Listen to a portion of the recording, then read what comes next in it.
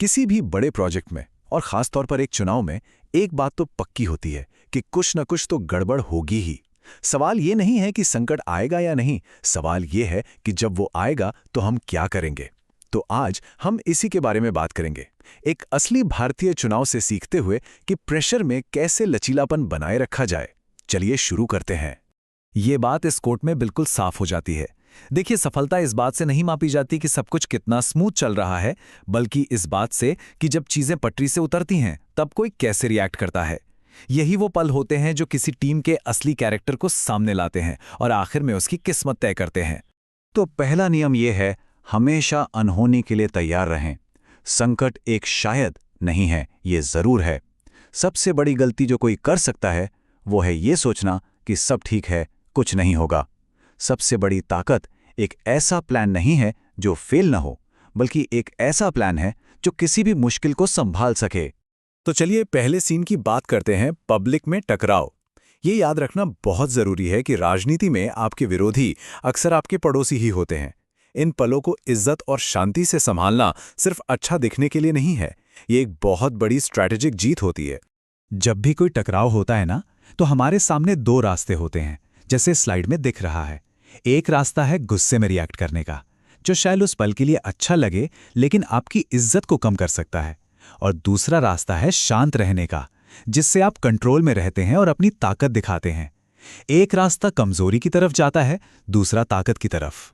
चलिए इसको एक असली कहानी से समझते हैं।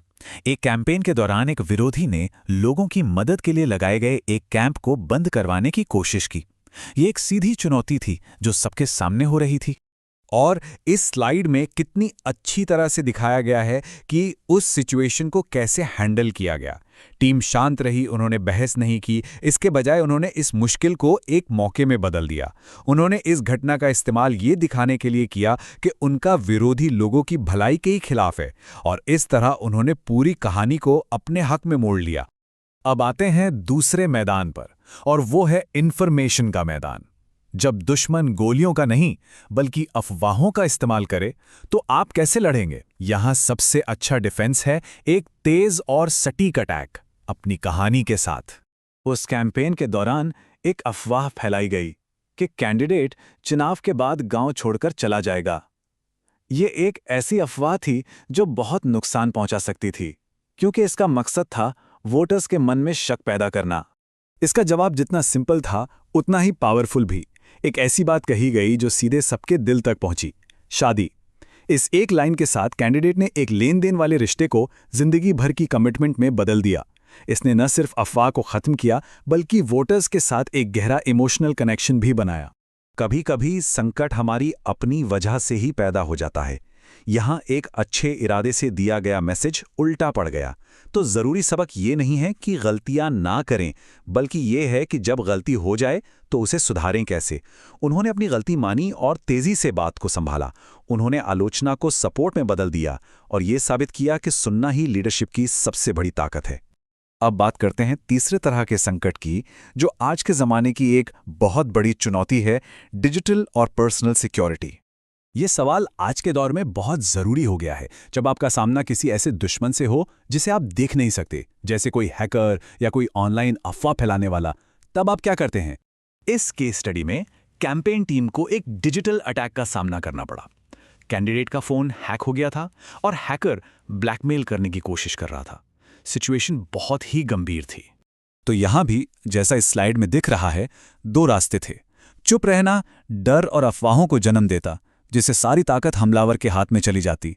लेकिन पारदर्शिता हमलावर को ही बेनकाब कर देती है। उन्होंने सच का रास्ता चुना और अंधेरे में हमलावर की ताकत खत्म हो गई। तो हम इससे क्या सीख सकते हैं? सुनिए, ये सिर्फ सलाह नहीं है, ये आज के ज़माने में कैंपेन चलाने के लिए ज़रूरी चीज़ें हैं। टू फैक्टर ऑथेंटिकेशन जैसी एक छोटी सी चीज़ आपको एक बहुत बड़े हमले से बचा सकती है।